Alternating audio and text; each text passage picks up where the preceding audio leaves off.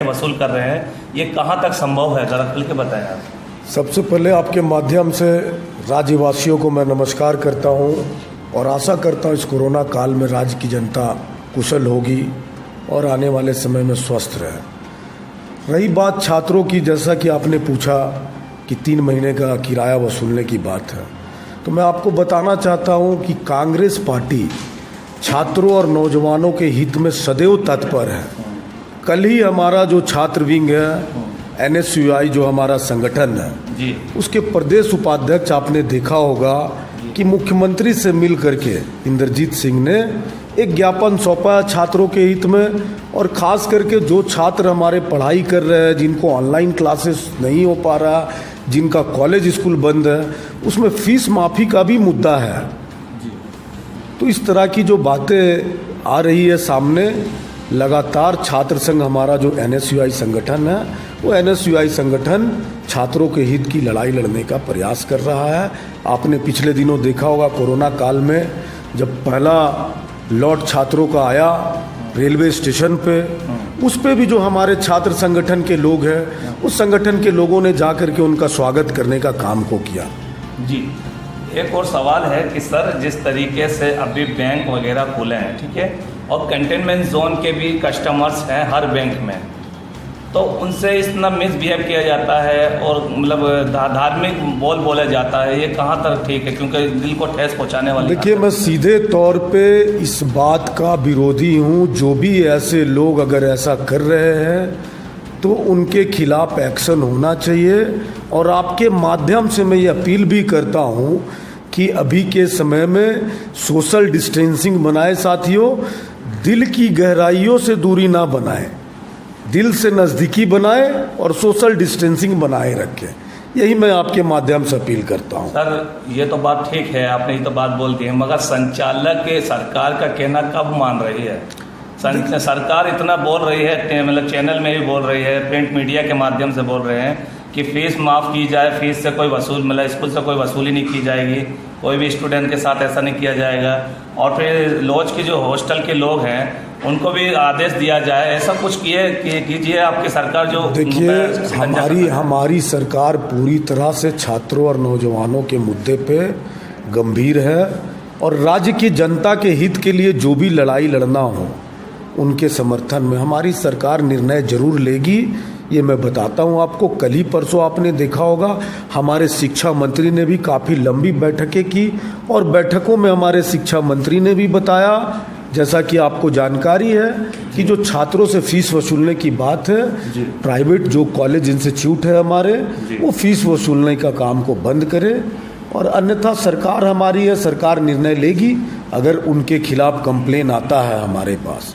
आपने जैसा इससे पहले भी मुद्दा बताया कि कुछ लोग हैं जो कंटेनमेंट जोन से आए हुए हैं, जबकि वो स्वस्थ है, या धार्मिक के वजह से, धर्म के वजह से उनके साथ दुर्व्यवहार किया जा रहा है, तो कोई भी साथी अगर लिखित तौर पे कंप्लेन करती है तो कानून अपना काम जरूर करेगा। ये मैं आपको बताता हूँ। जी, और भी है कि जिस तरीके से अभी कोरोना काल में, अब मैं हिंदपीढ़ी का एक मुद्दा छेड़ देता हूँ आपके बीच में। हिंदपीढ़ी में इतना मुख्यमंत्री किट आया, मगर उसका पता नहीं चला कहाँ गया। कुछ लोगों को तो इतना मिल गया कि उनको रखा नहीं जा रहा है, कुछ लोगों को एक कतरा तक नहीं मिला, जो आज भी वो परेशान है, तस से मस में ज़िंदगी में जी रहे हैं। तो इससे सरकार के लिए आप क्या कहेंगे? देखिए, जहाँ तक हिंदपीढ़ी की बात रही, तो आपको मैं बताना चाहता हूँ कि मैं खुद भी हिंदपीढ़ी का निवासी हूँ, और मैंने खुद से देखा कि मुख्यमंत्री आहार किट जो था हमारे सरकार का, गठबंधन सरकार का, बहुत ही सिस्टम से बांटा गया। 8,000 पैकेट बांटने की बात थी, और हिंदपीढ़ी के लोगों में काफ़ी राहत महसूस किया मुख्यमंत्री आहार किट से। और रही बात कुछ लोगों को अगर नहीं मिल पाया, तो ये मैं मानता हूँ कि जब 100 लोग, 1000 लोग, लाख लोग होते हैं, तो उसमें कुछ लोगों को नहीं मिल पाया। आपने देखा कि काफ़ी संस्थाओं ने भी काम किया लगातार निकल करके। अभी भी आप देखिए, अजीम जी, प्रेम जी की संस्था ने करीब करीब, मुझे लगता है कि हमारे क्षेत्र में 500,000 पैकेट किट बना करके बांटने का काम को किया। अच्छा सर, एक और चीज़ है, आपसे एक और सवाल किया जाएगा। जिस तरीके से आपने युवा के दिलों में जो अपनी जगह बनाई है, तो वहाँ युवाओं की डिमांड भी है, छात्रों की। हमारे बीच राजेश कुमार सन्नी जी आए और हमारे दुख सुख को हालचाल को पूछे कि हम लोग कैसे ज़िंदगी काट रहे हैं। तो क्या आप उनके पास जाने का प्रयास करेंगे? निश्चित तौर पे मैं हमेशा तत्पर हूँ राज्य की नौजवानों के लिए, राज्य के छात्रों के लिए। मैं तो यहाँ तक प्रयास करता हूँ कि अगर राज्य के छात्रों को या हमारे क्षेत्र में जो रहने वाले बाहर से जो आए हुए स्टूडेंट हैं, जो पढ़ाई कर रहे हैं, अपने माँ पिताजी अपने परिवार को जो छोड़ करके आए हुए हैं, और जो हमारे नौजवान साथी आज के समय में पूरे देश में आप देख रहे हैं करीब 11 करोड़ नौकरियां चली गई है, उन सभी साथियों के साथ में भारतीय युवा कांग्रेस एक साथ खड़ा है, पूरी मजबूती के साथ उनकी मदद करने का प्रयास करेगा। और मेरी जहाँ तक बात है तो हमारे क्षेत्र के नौजवान जब जब मुझे पुकारा है, जब जब मुझे आवाज़ लगाई है, और मुझे अगर जानकारी मिला किसी के माध्यम से भी कि हमारे क्षेत्र का नौजवान या छात्र किसी परेशानी में है, तो हमने अपने तरफ से पूरा प्रयास किया उनकी परेशानी का समाधान निकालने का, और आगे भी करता रहूँगा। जी, ज्ञात हो कि आपके क्षेत्र में हिंदपीढ़ी में कि हज़ारों होटल हैं, लॉज हैं, तो क्या उन संचालकों के साथ बैठ के मीटिंग करेंगे इस कार्य के लिए? देखिए, अभी का जहाँ तक बात है तो केवल मैं हिंदपीढ़ी की बात नहीं करना चाहता हूँ, पूरे राज्य में, पूरे देश में होटलें बंद हैं।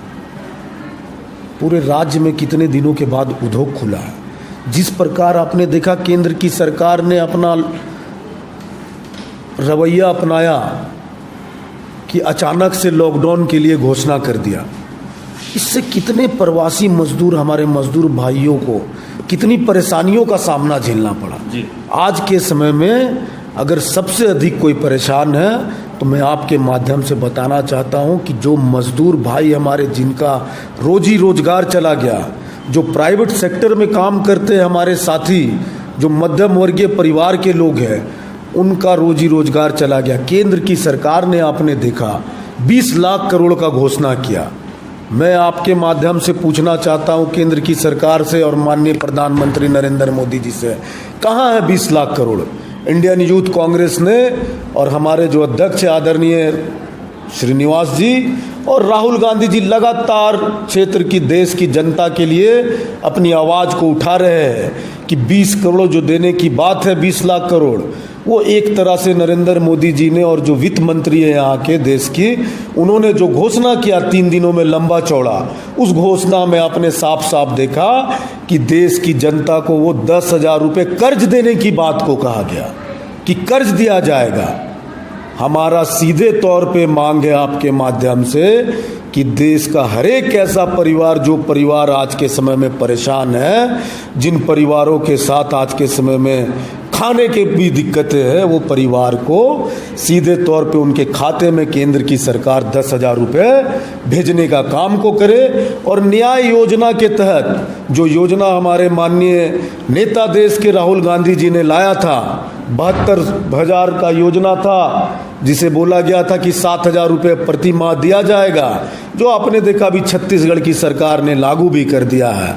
यशस्वी मुख्यमंत्री है हमारे छत्तीसगढ़ के भूपेश बघेल जी, इन्होंने लागू भी किया है पिछले दिनों। तो हम मांग करते हैं देश की सरकार से, केंद्र सरकार से, कि अगर न्याय योजना का नाम बदलना है तो नाम बदल दो, लेकिन मध्यम वर्गीय परिवार, जो रिक्शा चालक है, जो ऑटो चालक है, जो ठेले कुमचे वाले भाई हैं हमारे, उनको आज सीधे तौर पे खाते में केंद्र सरकार 10,000 रुपये देने का काम को करे, और 6 महीने कम से कम महीने का 7,500 रुपये देने का काम को करे।